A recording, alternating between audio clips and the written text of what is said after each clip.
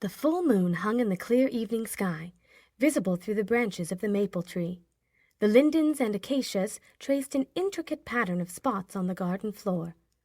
The triple casement bay window, wide open but with blinds drawn, shone with a harsh electric light. The lights in Margarita Nikolaevna's bedroom were all turned on, revealing a state of total chaos.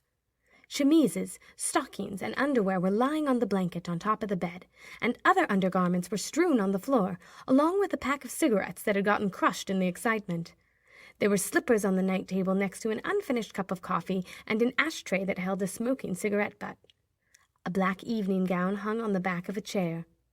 The room smelled of perfume, and from somewhere came the smell of a red-hot iron.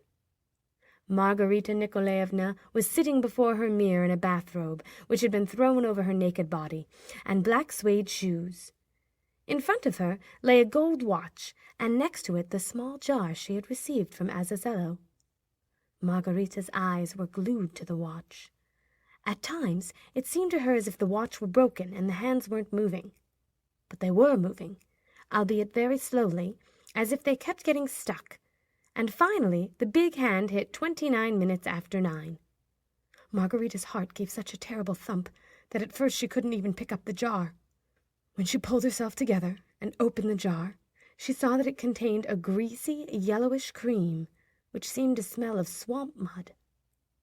With the tip of her finger, Margarita scooped up a small glob of the cream and put it in her palm, which made the swampy woodland smell more noticeable. She then began rubbing the cream into her cheeks and forehead. The cream spread easily and seemed to be absorbed immediately.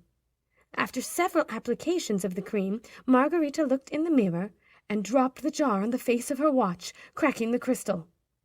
She closed her eyes, took another look, and burst into wild laughter.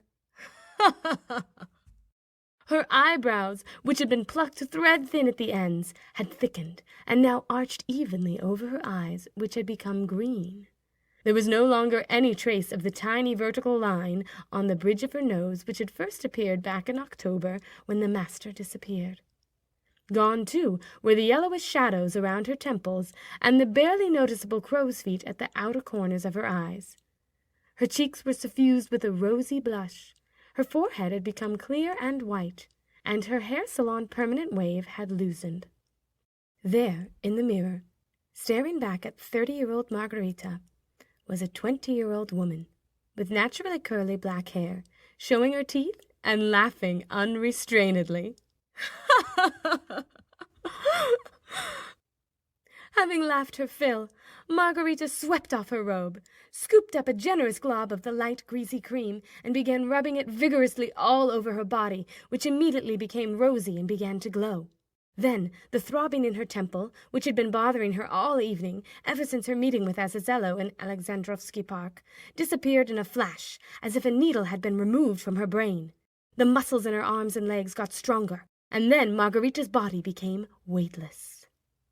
She gave a little jump and stayed suspended in the air, just above the carpet. Then she felt a slow downward pull and was back on the ground. "Oh, what a cream! What a cream!" cried Margarita, throwing herself into an armchair. The cream had transformed more than her appearance. Now her whole body, every part of it, surged with joy, and she felt as if tiny bubbles were prickling her all over. Margarita felt free of everything. In addition, she realized with utter clarity that her premonition of the morning had come true, and she was leaving her house and her former life forever. But one thought from that former life still persisted, namely, that there was one last thing she had to do before embarking on the new and extraordinary something that was pulling her upwards into the air. So, naked as she was, flying intermittently, she ran out of the bedroom into her husband's study, turned on the lights, and rushed to the desk. On a sheet of paper torn off a pad, she wrote in pencil, quickly and boldly, without any corrections, the following note. "Forgive me and forget me as quickly as you can. I'm leaving you forever. Don't try to find me. It's useless. I've become a witch because of the grief and the misfortunes that have befallen me. It is time for me to go. Farewell, Margarita." Her soul relieved of every care, Margarita flew back into her bedroom, and Natasha ran in after her, loaded down with all sorts of things. And suddenly, everything. A dress on a wooden hanger, lace shawls, dark blue silk shoes on a shoe tree, and a belt fell to the floor, and Natasha grasped her now free hands. "Well, do I look good?" cried Margarita loudly in a husky voice. "How did it happen?" whispered Natasha, reeling backwards. "How did you do it, Margarita Nikolaevna?" "It's the cream! The cream! The cream!" replied Margarita, pointing to the gleaming gold jar and doing a turn in front of the mirror. Forgetting about the crumpled dress on the floor, Natasha ran over to the mirror and stared with voracious burning eyes at what was left of the cream. Her lips whispered something.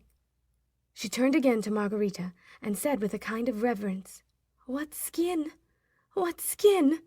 Why, Margarita Nikolaevna, your skin is glowing." But then she remembered herself, ran over and picked up the dress and began smoothing it out. "Put it down! Put it down!" Margarita shouted at her. "The devil with it! Throw everything out! Or rather, keep it as a memento, to remember me by. You can take everything in the room." Natasha stood for a while, as if in a daze, staring at Margarita. Then she fell on her neck, kissing her and shouting, "Like satin! It glows! Like satin! And your eyebrows! What eyebrows! Take all this stuff, and the perfume too, and put it in your trunk and hide it," shouted Margarita.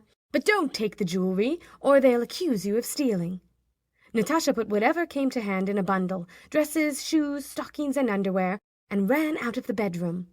Just then the sounds of a virtuoso waltz came blaring through an open window across the street, and a car was heard sputtering as it pulled up to the gates.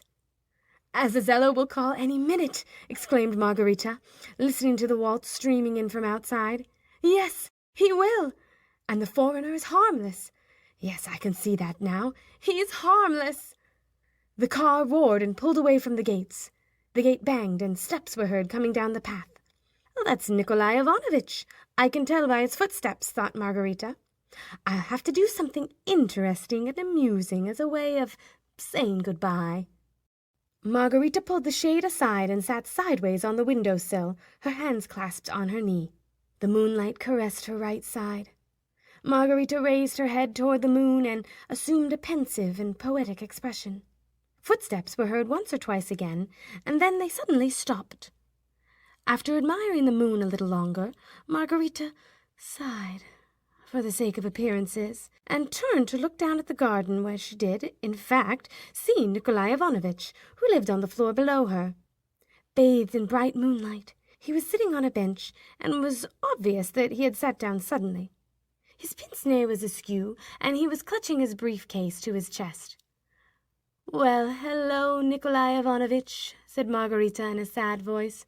"Good evening. Have you come from a meeting?" Nikolai Ivanovitch made no reply. As you can see," Margarita continued, leaning further out into the garden, "I have been sitting here alone, bored, looking at the moon and listening to the waltz." Margarita passed her left hand across her forehead, adjusting a stray curl, and then said angrily, "That's not polite, Nikolai Ivanovitch. I am a lady, after all. It's rude not to answer when someone is talking to you." Nikolai Ivanovitch, visible in the moonlight down to the last button on his grey waistcoat, the last hair on his blonde goatee, suddenly grinned a wild grin, got up from the bench, and, obviously beside himself with embarrassment, did not remove his hat, as one would have expected, but rather waved his briefcase to the side, and got in a crouching position as if he were about to do a Russian dance. "Oh, what a bore you are, Nikolai Ivanovitch," continued Margarita. "I can't tell you just how sick and tired I am of all of you, and how happy I am to be leaving you, to the devil's mother with all of you." Just then, Margarita heard the phone ring in the bedroom behind her. She jumped off the windowsill and, forgetting about Nikolai Ivanovitch, grabbed the receiver. "It's Azazello," said the voice in her ear. "Dear, dear Azazello," exclaimed Margarita. "It's time to fly away," said Azazello, and it was clear from his tone that he was pleased with Margarita's genuine display of joy. "When you fly over the gates, Shout, "I'm invisible!" Then fly around over the city for a while to get used to it, and after that, head south, away from the city, and go straight to the river. They're expecting you." Margarita hung up the phone, at which point something wooden-sounding started bumping around in the next room and began knocking at the door. Margarita opened up the door, and in flew a dancing broom, brush end up. It tapped a few beats on the floor with its handle, gave a kick, and strained toward the window. Margarita squealed with delight and jumped astride the broomstick. Only then did she remember that in all the confusion she had forgotten to get dressed. She galloped over to the bed and grabbed the first thing she saw, a light blue chemise. Waving it like a banner, she flew out the window. And the sound of the waltz over the garden intensified. Margarita slipped down from the window and saw Nikolai Ivanovich on the bench. He seemed to be frozen to it, and was listening in a stupefied state to the banging and shouting coming from the lighted bedroom of his upstairs neighbors. "Farewell, Nikolai Ivanovich!" cried Margarita, dancing about in front of him. He groaned and began edging down the bench, feeling his way with his hands and knocking his briefcase to the ground. "Goodbye forever! I'm flying away!" shouted Margarita, drowning out the waltz. She then decided that she had no need of the chemise, and with an ominous chuckle, she threw it over Nikolai Ivanovich's head.